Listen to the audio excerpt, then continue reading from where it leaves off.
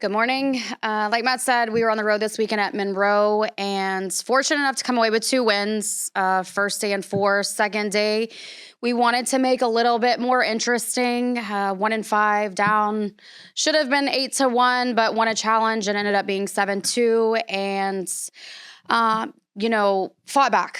I think we tied it. I don't remember if it was 10-10. I know at 13-13 we tied it and then ended up winning 16-14. And, I told this to somebody else.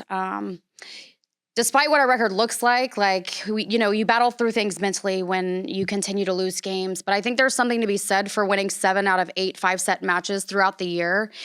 And I think just for us being so young and inexperienced, it's there, that winning mentality. It's just, we got to continue to figure out what that is moving forward.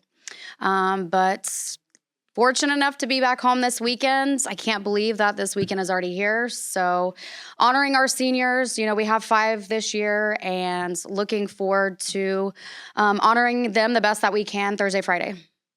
So after that first win in Monroe, was there a bit of a relief after it once you guys were able to pull that off and kind of felt maybe building a little more confidence going into the next day?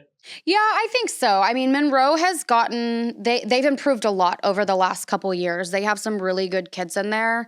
And I think after the second set of the first day when we did lose that set, it was kind of a wake-up call for us that, hey, we need to get it together. But, the girls were excited after. And then we were fortunate enough to stack 2 days in a row. I can't tell you when that has happened this year. And so they were excited, yeah. We kind of talked about it last week. You guys, the pressure's kind of off you. Your back's no longer against the wall. And this weekend should be a very fun weekend with senior weekend. But how much are you stressing to the underclassmen that, hey, look, we're honoring our seniors this weekend. We want them to play well. But I'm also evaluating you guys for next season as well. This is going to be your proving point for what you have coming into next year. Right. Yeah, we had talked about that last week with them. And then yesterday, Sunday, was a little bit different. We didn't have our entire team there. So we're off today. Tomorrow, we'll have the same message for them. It's, yes, we are honoring them. And we do play a really good Georgia Southern team. But we are looking at things for the future for us.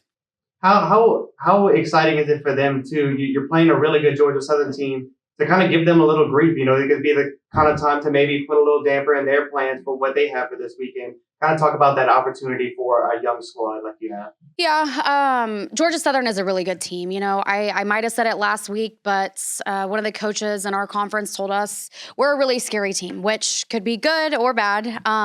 But the way that he had said it, it was a compliment that, we are very capable of turning it on and going and beating opponents.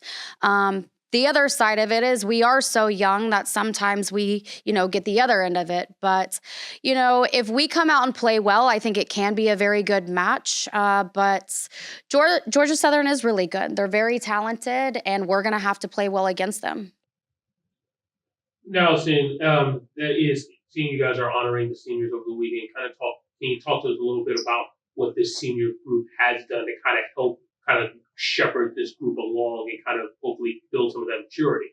Yeah, I was having this conversation with someone else the other day, actually. And, as a coach, you get so fixated and just lost in watching film and seeing what you need to do to improve just because of the way that our season has gone with the adversity and the record and all of that.